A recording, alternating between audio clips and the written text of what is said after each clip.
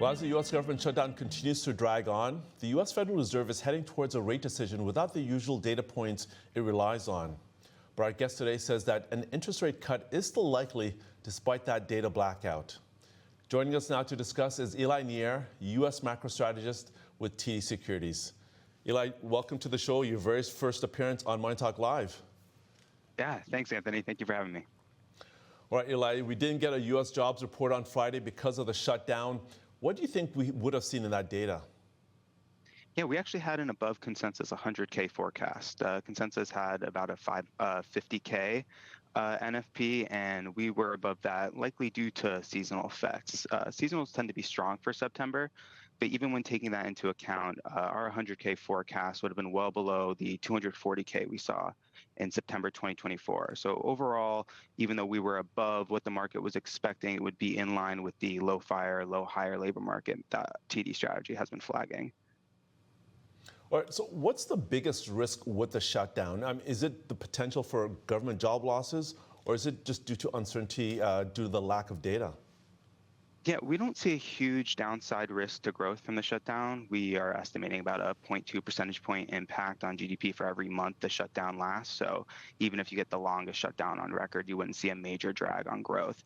The biggest risk to data actually would be data collection. In 2013, when the BLS couldn't update their or collect their CPI data for 16 days, they used 75% of the usual sample for the October CPI report, and that data wasn't revised. So as the shutdown persists, you could see less accurate data for the upcoming CPI report. There have been some reports of furloughs turning into layoffs for government jobs, and that would definitely be a negative impact on NFP, but that's not in our base case right now. All right, so given that backdrop, the big question is, what are you expecting from the Fed later this month? Yeah, so we are still forecasting a 25 basis point cut at the October FOMC. We think a lack of data makes this slightly more likely on the margin. At the September FOMC, the median participant had 3 cuts for the year. So if they just go with their continued expectation without any data, they would likely cut in October. The FOMC participants are still likely concerned about a gradual rise in the unemployment rate amidst a softening labor market, despite some inflation persistent risks from tariffs.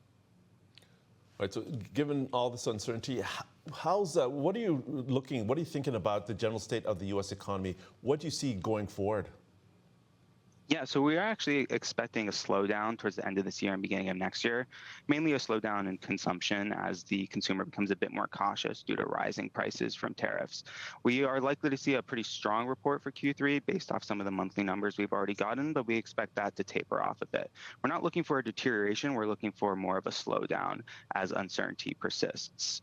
There have been some impacts from AI investment on certain investment categories within GDP, and that has supported some growth, but it's unclear how long that could persist, and we think that a slowdown in consumption would be a larger drag on GDP in the quarters to come.